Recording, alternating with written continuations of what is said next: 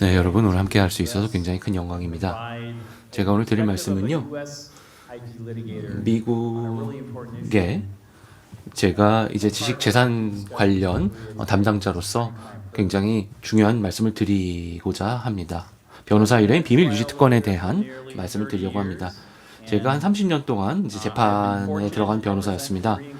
자, 그리고 제가 한국 기업을 대표한 적도 있었고요. 중국, 일본 기업을 미국의 이런 소송에서 대표를 한 적이 있습니다. 그래서 제가 어느 정도는요, 어떤 이 아시안 국가들이 뭘 원하고 있는지에 대해서 제가 좀 알 수 있을 것 같습니다. 제가 5년 정도 같은 경우는요, 특허청에서 심사관으로도 있었고요. 그렇기 때문에 미국에서 이제 변리사가 어떤 일을 하는지에 대해서 좀 알게 됐습니다. 자, 그런데요, 이제 한국의 이런 변리사님들께 이제 비밀 유지 특권에 대해서 좀 말씀을 드리고자 합니다. 그래서 한국에서 이제 ACP가 굉장히 중요하게 떠오르고 있었죠. 그래서 이제 미국에서 ACP를 어떻게 진행을 하고 디스커버리 시스템을 어떻게 진행을 하고 있는지, 그리고 한국에서 미국 측으로부터 어떤 배울 점이 있는지를 말씀을 드리겠습니다. 그리고 거기에 더해서요, 변리사 자문 비밀유지 특권에 대해서도 말씀을 드리고요, 공통이익이라든지 업무 성과물이라든지 이중목적 커뮤니케이션에 대해서 말씀을 드리고, 그리고 한국 기업 문서에 대해서 말씀을 드리겠습니다. 그래서 변호사 의뢰인 비밀유지 특권 ACP를 미국에서 어떻게 진행하는지 말씀 좀 드리겠습니다. 자, 미국의 디스커버리 제도를 보면은요, 굉장히 넓은 내용입니다. 그래서 전 세계에서 가장 넓은 내용을 다룰 겁니다. 자, 그렇기 때문에요, 자, 미국이 이 ACP를 이렇게 만들게 됐죠. 이거는 이제 IP 사건에서 이렇게 적용이 됩니다. 디스커버리 시스템의 영역이 굉장히 넓습니다. 그래서 이런 대화, 커뮤니케이션에 대해서도 보호를 해야 됩니다. 자, 이 목적은요, 재판에서의 기습을 방지하고 쟁점을 좁히고요, 그리고 당사자들이 재판 전에 모든 사실을 상호 인지하도록 보장을 하는 겁니다. 그리고 이런 문서들이 이제 증명을 하게 될 겁니다. 그래서 디스커버리 제도가 굉장히 중요합니다. 어떤 소송에서도요, 우리가 한 90% 정도를 여기에 쏟게 됩니다. 그리고 디스커버리 제도에 이제 고객의 비용도 90%가 들어갑니다. 자, 이제 4가지 비밀 유지 특권이 미국에 있습니다. 그리고 이제 변호사 의뢰인 비밀 유지 특권 ACP에 대해서 말씀을 드리고요, 업무 성과물 원칙에 대해서 말씀을 드리겠습니다. 근데 비밀 유지 특권 같은 경우에는요, 자, 일반적으로 말씀을 드리겠습니다. 그래서 디스커버리 요청이 있으면요, 모든 문서를, 해당되는 모든 문서를 제공해야 됩니다. 자, 여기에는요, 비밀 유지 대화도 포함이 됩니다. 비밀 유지 특권이 있는 대화도 포함이 됩니다. 자, 그래서 이제 해당 기업이 홀드백을 해서 제공을 하지 않아야 됩니다. 자, 그리고 이제 비밀유지 특권 로그가 필요합니다. 그래서 로그를 사용하셔야 되고요. 그래야 이제 상대방에게 이 비밀유지 특권이 정당한지 아닌지를 볼 수 있게 하는 겁니다. 자, 그런데 비밀유지 특권에서 IP는 굉장히 특이합니다. 그래서 IP 사건에서만 나타나는 여러 가지 문서들이 있습니다. 왜냐하면 IP가 과학적인 근거가 있기 때문에요. 과학자가 변호사는 아닌데도 불구하고 특허를 관리하게 됩니다. 그리고 특허에 대한 의견을 내죠. 그리고 이메일로 이런 의견을 보냅니다. 그리고 여기에 변호사가 참여하지 않게 이렇게 보내죠. 이런 케이스가 굉장히 많습니다. 엔지니어라든지요, 아니면은 뭐 경쟁자들 특허를 보고 이 특허가 문제가 될 수 있네라는 그 얘기를 합니다. 그리고요, R&D 팀이 작성한, 연구개발팀이 작성한 이런 계획이나 현황 발표가 있을 겁니다. 이거는 법무지식재산팀이 관여를 하지 않음에도 불구하고 그렇죠. 자, 그리고요, 이제 한국의 특허 법인이 작성한 뭐 침해라든지 무효 감정서도 있을 수 있습니다. 이거는 미국 변호사의 참여나 조언 없이 한국 법인에서 작성을 하는 거죠. 그래서 실제로 미국 변호사와 얘기를 안 했음에도 불구하고요, CC가 되어 있는 경우도 있습니다. 그런데 이제 미국 변호사가 참조는 되어 있지만 법률 조언을 요청하거나 제공하지 않는 경우도 있습니다. 자, 그리고요, 이제 인하우스 변호사들, 사내 변호사가 이제 이런 보호를 위해서 하는 게 아닌 의견인 경우도 있습니다. 그러면은 이제 IP 관련해서 이걸 어떻게 좀 봐야 될까요? 자, 일단 기본적인 걸 말씀을 드리겠습니다. 다 알고 계실 겁니다. 자, 그런데 비밀유지 특권이 적용되는 대화는 무엇인가 보면은요. 의뢰인이 비밀리에 행한 커뮤니케이션이고 전문 법률 자문가로서 자기가 가진 자에게 어떤 종류든 법률적 조언을 구하는 거여야 되죠. 그리고 뭐가 포기되지 않은 경우여야 합니다. 자, 이거는 미국의 이제 제9 연방법원에서 이렇게 발표가 된 거였죠. 자, 그래서 성공적으로 비밀유지 특권을 주장하시려면 이 모든 것이 적용이 돼야 됩니다. 자, 이거를 세 개 다리가 있는 의자라고 생각을 하십시오. 자, 그 중에 하나의 다리는요, 비밀리에 이루어진 커뮤니케이션인 거고요. 두 번째는 변호사와 대화를 해야 되는 겁니다. 세 번째는 법률적 조언을 얻기 위한 목적이 있어야 됩니다. 그렇지 않으면은 비밀유지 특권이 해당이 안 될 수도 있습니다. 법률적 조언을 얻기 위한 목적이 있어야 되는 거죠. 이 세 가지가 다 돼야 비밀유지 특권이 가능한 겁니다. 자, 그런데 미국에서 비밀유지 특권을 주장하는 기업이 이거를 다 보여야 됩니다. 자, 그래서 만약에 이런 문서 홀드백을 하실 경우에요, 이 문서를 소유하고 계신 분께서 이걸 입증을 하셔야 됩니다. 이 세 가지가 있어서 비밀유지 특권이 가능하다라는 걸 입증을 하셔야 됩니다. 그리고 비밀유지 특권이 포기될 수도 있습니다. 만약에 제3자에게 이런 대화 내용이 공개됐을 경우에도 그렇죠. 이게 일어나는 경우는요, 여러 가지 딜 네고시에이션이 있을 경우, 계약 협상 중인 경우일 수도 있고요. 그리고 어떤 의견서일 수도 있고요. 그리고 실제로 담당 변호사 견해 공유가 논의가 진전될 것이라고 생각하는 경우에 포기를 할 수도 있죠. 그리고 이거는 절대적이지 않습니다. 비밀유지 특권은요, 제3자에게 포기되고 제3자에게 공유될 수도 있습니다.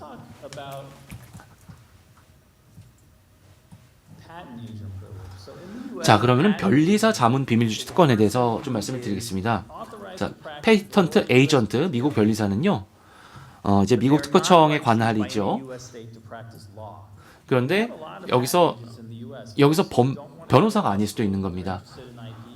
자, 그래서 로스쿨을 나와서 꼭 로스쿨 나오지 않아도요, 미 특허 상표청에 이제 변리사 시험을 보고 그리고 변리사가 될 수 있는 겁니다. 그런데 이분들은 변호사가 아닌데 비밀유지 특권이 가능할까요? 방금 아까 변호사와의 대화라고 말씀을 드렸지 않습니까? 그래서 변리사 자문 비밀유지 특권은요, 이거는 한 10년 전에 퀸스 대학교 판결이 있었습니다. 순회 법원에서 이렇게 진행이 됐었고요. 이제 캐나다 대학교가 관련이 있었던 거고, 그리고 연방 순회 법원 같은 경우에 실제로 어느 정도는 특권이 가능하다라고 얘기를 했습니다. 자, 그리고요, 실제로 이런 특허 법원 같은 경우에도 이런 내용이 있었지만은 이건 특허 심판원이 관련이 되는 겁니다. 그래서 이제 특허청 같은 경우에는 연방 항소법원 결정 이후에 이렇게 돼 있었죠. 자, 미국에서 이제 지방법원 같은 경우에도 여러 케이스가 있었습니다. 이거를 외국 변리사에는 어떻게 적용이 되는가, 이거는 이따가 제가 케이스를 좀 말씀을 드리겠습니다. 한국과 어떤 연관이 있는지도 말씀을 드리겠습니다. 자, 퀸즈 대학 사건을 좀 보겠습니다. 삼성을 상대로 특허 침해 소송을 제기했습니다. 그리고 몇몇 문서는 이제 변리사 관련 특권을 주장을 했죠. 자, 그런데 치안판사는 문서 제출 명령했지만은 연방순회항소법원에 가서 이거를 내고 싶지 않다라고 얘기했었습니다. 그런데 이렇게 결정이 되면은 치안판사가 결정을 하면은 이게 최종적으로 취소가 되죠. 그런데 연방순회항소법원에서 항소를 했습니다. 자, 그런데 특허 출원의 준비 및 출원 권리와 절차에 합리적으로 필요하고 부수적인 절차로 확대가 된다라고 얘기를 했었죠. 그래서 변호사가 아닌 변리사와의 대화였던 겁니다.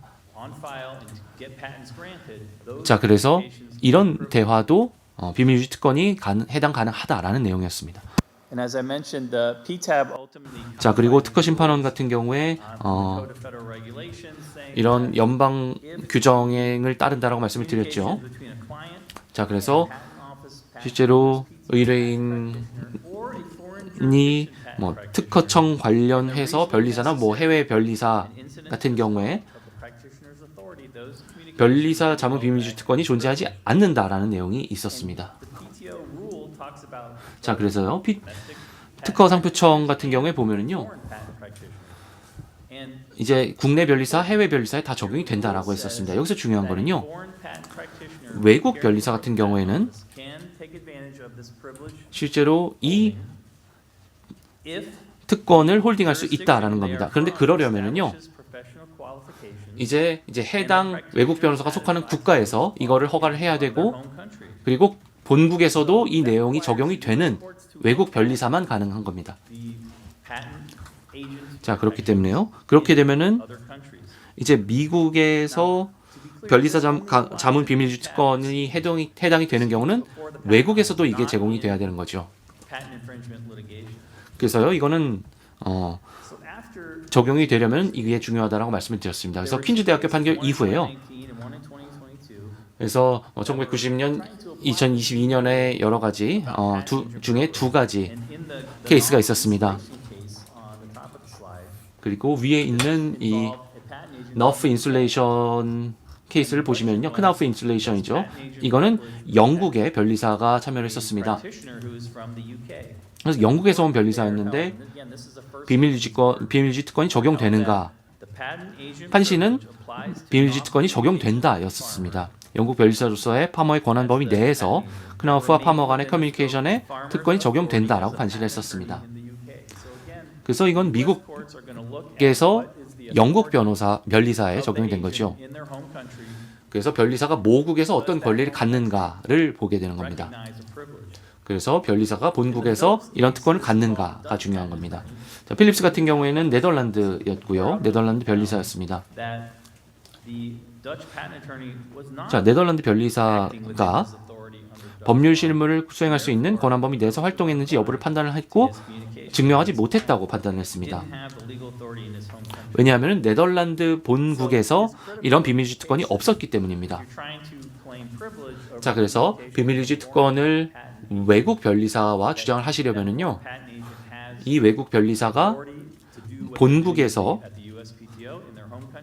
이런 권한을 갖는가가 중요합니다. 그렇게 되면 특허상표청이 그거를 보고 이거를 허가할지 안 할지를 얘기를 하는 겁니다.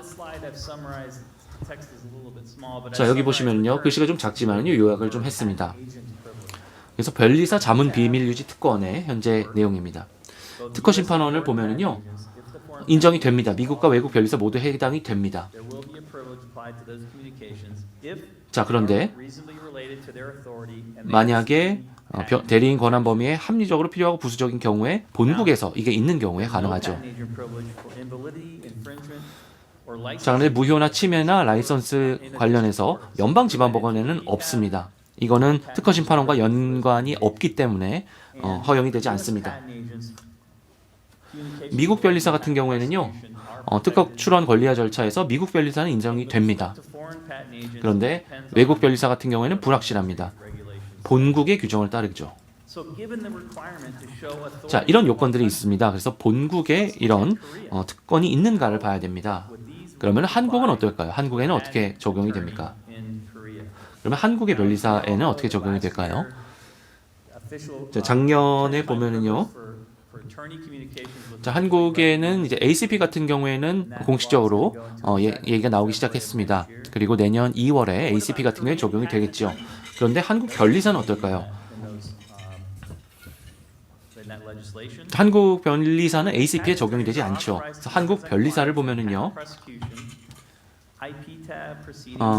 여기에서 한국의 특허법원을 따르게 되지만은요, 그런데 이렇게 소송이 있을 경우에는 의뢰인을 대리할 수가 없지요. 그렇기 때문에 한국을 보면은요, 미국의 페이턴트 에이전트와 페이턴트 어터니 사이에 어딘가에 있다라고 생각을 합니다. 그래서 한국의 변리사를 보면은요, 제가 말한 프레임워크 하에서 한번 보면 어디에 있는가를 한번 보겠습니다. 자, 그래서 합리적으로 추론을 해보면은요, 한국 변리사들도 이 특권이 있는 것이 적절하다라고 생각이 됩니다. 왜냐하면 본국에서 비밀유지 특권을 허가 받았기 때문이죠. 그래서 미국 법원이 찾는 게 그겁니다. 본국에서 비밀 유지 특권을 가지고 있는지 아닌지가 중요한 거죠. 한국의 변리사들을 보면은요, 이렇게 얘기하는 것이 합리적일 겁니다. 한국에도 이렇게 허가 받은 내용이 있기 때문에 적용이 된다라고 볼 수도 있을 겁니다.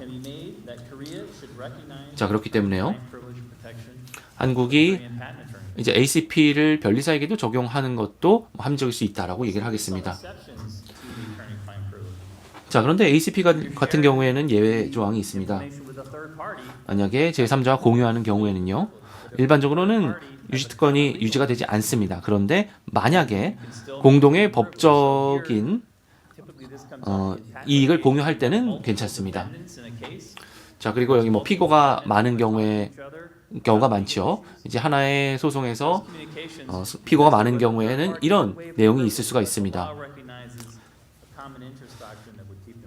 자, 그런데 그거를 이제 공동 이익 원칙이 있다면은 이게 취소되지가 않습니다. 업무 성과물 원칙 같은 경우에는요, 변호사가 반드시 필요하지가 않습니다. 법률적인 의견을 제공할 수 있으면 괜찮지요. 자, 그래서 소송 전에 변호사가 관여하지 않더라도 이렇게 업무 성과물 하에 떨어지는 내용이 있을 수 있습니다.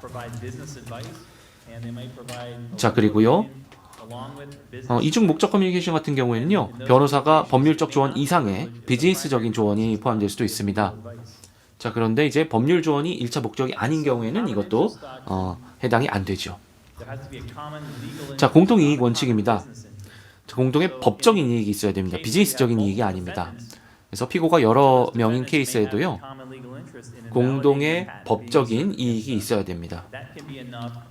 그렇기만 하면은요, 공동이익 원칙을 적용할 수가 있고요.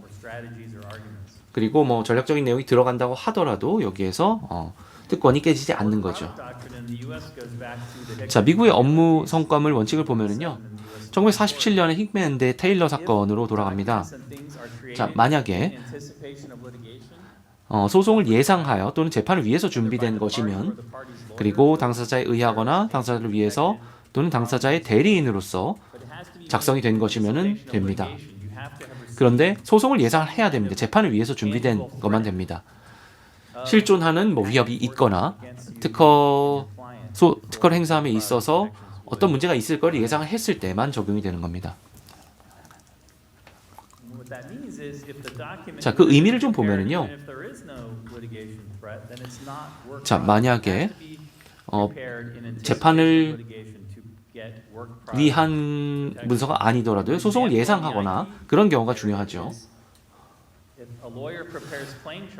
자, 만약에요, 변호사가 이렇게 뭐 특허 판매나 이런 의견을 냈을 때 이 소송이 없었더라도 해당 문서가 작성되었을 것이라면은 면제 특권에 의해서 보호되지 않습니다. 소송을 예측한 게 아니기 때문에 그렇죠. 그리고 이중 목적 대화 같은 경우에는 어떤지 한번 보겠습니다. 자, 사내 변호사가 비즈니스적인 업무가 있을 수도 있습니다. 그래서 이게 법률 조언임과 동시에 여러 사업 의견일 수도 있죠. 자, 그렇게 되면은 아까 말씀드린 세 가지의 다리 중에 하나가 충족이 안 되는 거죠. 법적인 조언이 아닌 겁니다. 자, 그래서 이제 법률적인 지식이 아니기 때문에 보호받지 않는 겁니다. IP 관련 사건에서 이런 경우가 많습니다. 왜냐하면 IP 관련 변호사들은요, 사내에서 맡고 있는 직책이 굉장히 많죠. 뭐 과학 전문가일 수도 있고요, 그리고 특허 전문가일 수도 있고요, 그리고 뭐 R&D라든지 뭐 과학적인 내용에 대해서 뭐 경영진과 얘기를 나눌 수도 있죠. 이거는 법적인 의견이 아닙니다. 어떻게 특허를 보호하는지 이런 얘기를 할 때요, 발명에 대한 특허를 확보하는 방법이나 특정 IP를 인수할지 여부에 대해서 조언하기 위해서 일반적으로 특허 변호사가 법률과 비법률적 전문 지식 모두에 의존을 하지요. 자, 그러면은 어떻게 비밀유지 특권을 최대한 보장받을 수 있을까요? 자, 목적이 중요합니다.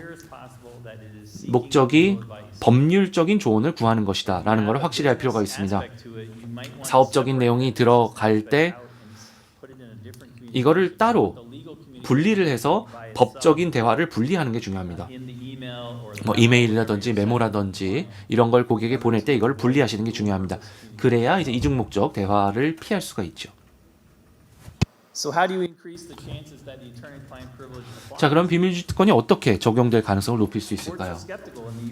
자, 법원 같은 경우에는요, 사내 변호사 같은 경우에는 더 회의적입니다. 왜냐하면 비즈니스 역할을 맡은 경우가 많기 때문에 그렇죠. 좀 명백해 보이지만은요, 비밀주의 특권을 받으시려면은요, 꼭 이런 걸 중요하셔야 됩니다. 그래서 이 대화가 법적인 거다라고 말씀하셔야 됩니다. 그래서 ACP에 적용이 되려고 하면은요, 예를 들면 뭐 이 의견을 보내는 사람이 이거는 법적인 의견이다라는 거를 확실히 할 필요가 있습니다. 법률적, 비즈니스적 조언을 분리를 하고요. 그리고 이제 문서에 ACP 표기를 하고요. 그리고 업무 성과물인 경우에 표기를 해야 됩니다. 이렇게 라벨링이 되지 않으면은요, 나중에 더 힘들 수가 있죠. 만약에 이게 불가능할 경우에도 제공받는 시점을 명확하게 표기를 해야 됩니다. 자, 그리고 이제 초기부터 미국 변호사 자격을 소지한 외부 변호사의 지시에 따라서 진행을 하셔야 됩니다. 그리고 이제 단순히 뭐 CC만 하면은 안 됩니다. 변호사의 역할이 명확히 설명이 돼야 됩니다. 자, 그러면은 몇 가지 예시를 들어보겠습니다. 일반적으로 한국 기업들이 작성하는 문서들을 좀 보고요. 어떻게 ACP와 관련이 되는지를 좀 보겠습니다. 자, 아까 말씀을 드렸죠. 대부분의 경우에 이제 비법률가 직원이라든지 엔지니어가 특허를 모니터링하는 경우가 많습니다. 변호사가 참여하지 않았죠. 그렇기 때문에 대부분의 경우에 이 ACP의 특권이 없습니다. 변호사가 참여를 하지 않았기 때문에 그렇죠. 하나의 팁을 드리겠습니다. 자, 이거를 구두로 진행하는 게 좋습니다. 만약에 엔지니어가 특허를 모니터링 할 경우에요. 뭐 예를 들어서 주간 미팅이 있을 수도 있죠. 아니면은 뭐 변호사와 엔지니어가 함께 대화를 하는 경우에는요. 모니터링 같은 경우에 뭐 경쟁사 특허 모니터링 같은 경우에는 이거를 적지 않는 것이 좋습니다. 예를 들면 뭐 모니터링 위원회가 이거를 아무것도 적지 않고 그냥 구두로 진행하는 경우를 우리가 많이 보고 있습니다. 그게 좋은 방법입니다. 자, 그리고 R&D 팀이 관련성이 높은 특허라든지 이런 영향에 대해서 발표를 할 수도 있죠. 근데 R&D 팀도 뭐 경쟁사에서 뭘 하고 있는지 봐야죠. 그게 특허 시스템의 기본입니다. 특허 시스템은 특허가 발표가 되죠. 공개가 되기 때문에 이제 여러분 R&D 팀이 경쟁사 특허를 좀 들여다볼 수도 있습니다. 경쟁사가 뭘 하는지를 볼 수도 있죠. 자, 그런데 변호사가 관여하지 않으면은 비밀유지 특권이 또 없는 겁니다. 자, 이걸 하는 방법은요. 특권 유지를 하기 위해서 변호사가 참여를 하도록 하십시오. 그리고 R&D 팀이 분석을 할 때 위원회 요청으로 했다라고 얘기를 하십시오. 그리고 여기 대화에 위원회가 요청을 했기 때문에 이렇게 작성을 했고 여기에 대한 법률 자문을 구합니다 라는 거를 꼭 적으셔야 됩니다. 아주 간단하죠. 근데 문서에 이렇게 간단한 내용을 적어두기만 해도요. ACP의 특권을 받기가 더 확률이 높아집니다. 자, 그리고요. 엔지니어가 특허를 분석하고 평가를 하면은요. 미리 이런 교육을 하셔야 됩니다. 그래서 뭐 침해라든지 무효라든지 뭐 특허 가치들을 표시할 때 주의를 하십시오. 제가 다룬 이런 케이스들을 보면은요. 엔지니어들이나 과학자들이 이메일을 이렇게 씁니다. 우리 경쟁사가 이 특허를 가지고 있는데 우리가 침해를 받게 됩니다라고 이거를 적게 됩니다. 자, 그런데 이거를 적으면은요, 미국 디스커버리 시스템에 의해서 공개가 되고 이게 경쟁사에게 노출이 됩니다. 그래서 꼭 교육을 하셔야 됩니다. 그래서 IP 관련해서는 메일을 쓰지 마시고 특허 관련 변리사에게 구두 대화를 하라라고 꼭 말씀을 하십시오. 자, 그리고 R&D 팀이 모니터링을 하는 경우에 보겠습니다. 제가 말씀드린 것처럼 변호사가 참여를 하시는 게 좋습니다. 그리고 법률 자문을 구하시는 게 좋습니다. 여기에 특허 리스트가 있는데 여기에서 회사가 어떻게 해야 될지 법률 자문을 구합니다. 이렇게 하도록 하십시오. 그래서 법률자문을 구한다라는 내용이 꼭 들어가야 됩니다. 자, 그래서요. 이제 한국의 비밀유지 특권이 미국에 어떻게 적용될지 아직도 좀 봐야 됩니다. 이게 한국에서 처음 시작이 됐죠. 그래서 이제 미국 법원이 어떻게 이걸 다룰지는 좀 지켜봐야 됩니다. 자, 그렇기 때문에요. 이제 미국 특허 관련해서는 미국 변호사가 최대한 초기 단계부터 참여하는 게 좋습니다. 그래야 비밀유지 특권을 보호받을 확률이 높아집니다. 만약에 한국 로펌과 일을 하시더라도요, 초기 자문을 받으셨을 경우에도 미국 변호사가 또 참여를 할 수 있게 하십시오. 최대한 빨리 하셔야 됩니다. 왜냐하면은 아직 미국 법원이 어떻게 한국의 ACP가 적용을 할지 아직 모르기 때문에 그렇습니다. 그래서 최대한 빨리 미국 변호사가 참여를 하는 게 중요합니다. 네, 여기까지 말씀드리고요. 네, 시간 내주셔서 감사합니다. 제가 이 세션 끝나고 Q&A 시간에 질문을 받도록 하겠습니다. 감사합니다.